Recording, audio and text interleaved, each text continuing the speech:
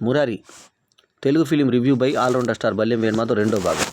So అట్లా రవిబాబు పొడవగానే నాకేం తెలీదు అని వెనక జరిగిపోయిన తర్వాత ఒక్కసారిగా పక్షులు బల్లన లేచి తెల్లని అవి ఎగిరిపోవడం అనేది షాట్ చాలా బాగుంటుంది. అట్లాగే పాటల మేకింగ్లో కూడా తర్వాత పాము దగ్గర బూ బూ అని కొంటెగా ఆయన యాక్ట్ చేయడము, పాము అని చెప్పేసి ఎక్కిరియడం, ఆమె భయపడ్డదాన్ని ఇది చేస్తే ఆమె నేతిని అడ్డం వేసేసి ఇతన్ని పడివేట్లకు చేసాము. మా అంటూ మీ అమ్మకి చెప్తాను, మా అమ్మకి చెప్తే నేను ఏం చేస్తాడో చూడని గోపెక్క గురించి చెప్పడము, ఆమెను తల్లి కన్నా ఎక్కువ బాగా ఇతను ప్రేమించడం. ఆ తర్వాత సుకుమారి భయపడకు పోగ్నానా ఎక్కడ పోకు అన్నప్పుడు ఆ హావభావాలు మహేష్ చూపించినటువంటి పర్ఫార్మెన్స్, అందుకే ఇవాళ సూపర్ స్టార్ కాగలిగాడు.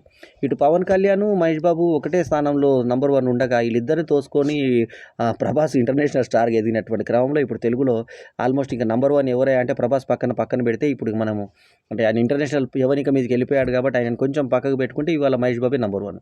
ఆ నంబర్ 1 కావడానికి మరి కృష్ణవంశీ లాంటి డైరెక్టర్స్ కూడా కారణం, అట్లాగే మహేష్ బాబు పర్ఫార్మెన్స్ కూడా కారణం. మరి ఆయన డాన్స్ అలాగే చేశాడు ఈ సినిమాలో. పోకిరి ఆ తర్వాత సూపర్ స్టార్గా నిలబెట్టింది పూరి జగన్నాథ్ సినిమా.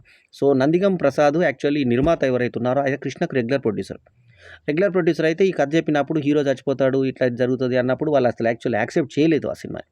చేయనప్పుడు ఎంతో కష్టంగా ఈ సినిమా ఒప్పించి కృష్ణవంశీ తీసిన తర్వాత ఆయన మేకింగ్ వాల్యూస్కి ఆయన డైరెక్షన్కి అసలు అద్భుతం అనిపించి మహేష్ బాబుని ఒక సూపర్ స్టార్ని చేసేసింది. ఆ తర్వాత పోకిరి ఎక్కడికో తీసుకెళ్ళిపోయింది మహేష్ బాబుని.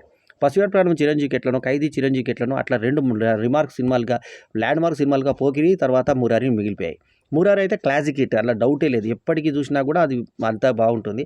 చందమామ కిందికి రావమ్మా అమ్మ అన్న పాటని ఆ తీసిన తీరు, జిక్కి వాయిస్ అవన్నీ కూడా అసలు ఎక్కడికో తీసుకెళ్ళిపోతాయి సినిమాటోగ్రఫీ రామ్ ప్రసాద్ అసలు ఎంత అద్భుతం అంటే ఆ అమ్మాయిలందరినీ, ఆ ఆంటీలను కూడా చూస్తుంటే మళ్ళీ చూడబోదే విధంగా అందరు డ్రెస్సింగ్ కానీ చూడండి, మీకు ప్రతి ఫ్రేమ్లో బాగుంటుంది. లక్ష్మీ నటన అద్భుతం అంటే అద్భుతం అంతే. ఇక సత్యనారాయణ నటన గురించి చెప్పాల్సిన పనే లేదు. నవరస నటన సార్వభౌముడు అతను.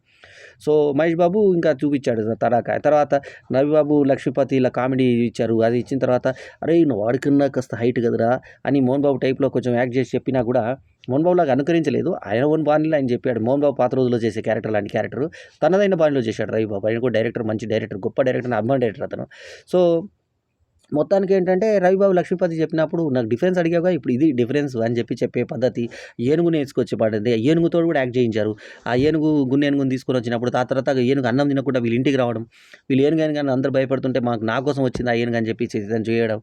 ఆ ఏనుగుని ఇతను సర్కస్ వాళ్ళకి అమ్మేటప్పుడు వచ్చి ఇతను కొట్టి చేతులు కట్టి ఈ చెంప వాయించడం, వాళ్ళ ఇంటికి పోయినప్పుడు కొట్టడము.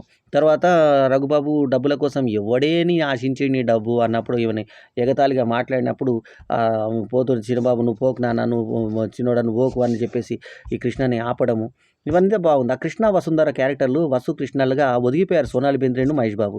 సో మొత్తానికి ఏంటంటే ఒక అద్భుతమైన సినిమాని మనకు చూపించినటువంటి సందర్భంలో మనకు చాలా అద్భుతంగా అనిపిస్తుంది. ముఖ్యంగా మహేష్ బాబు, సోనాలి బెంద్రే, లక్ష్మి, సత్యనారాయణ, తర్వాత గొల్లపూడి మారుతిరావు, శివాజీరాజా కూడా అల్టిమేట్ క్యారెక్టర్ దొరికింది. గొల్లపూడి మారుతిరావు, చిన్న, తర్వాత సుకుమారి, తర్వాత వీళ్ళందరూ రఘుబాబు తీసుకోండి, తర్వాత నాగేంద్ర బాబు తీసుకోండి, ఎవరిని తీసుకున్నా కూడా ఇందులో అదిరిపోయే పర్ఫార్మెన్సులు. ఎంఎస్ నారాయణ చేసిన ఒక చిన్న క్యారెక్టర్ అయిన స్టార్టింగ్లో అద్భుతంగా రే అమ్మరా దేవతరా ఇట్లా చేస్తే నాశనం అయిపోతారా అని చెప్పే చిన్న బిట్ అయినా కూడా గుర్తుండిపోయే బిట్టు. కృష్ణవంశీలో ప్రత్యేకత ఏంటంటే ఆయన క్యారెక్టర్స్ని తక్కువ నిడివిచ్చినా కూడా గుర్తుండిపోయే క్యారెక్టర్. ప్రకాష్ రాజ్కి ఆయనకి చాలా మంచి సంబంధం. అంతఃపురం లాంటి సినిమాలు ఇచ్చిన ప్రకాష్ రాజ్కి ఎక్కడో నేషనల్ అవార్డు తెచ్చుకొచ్చినట్టు కృష్ణవంశీ ఇందులో ఒక చిన్న అతిథి పాత్ర ఇచ్చినా కూడా స్టార్టింగ్లో మనం మిస్ అయితే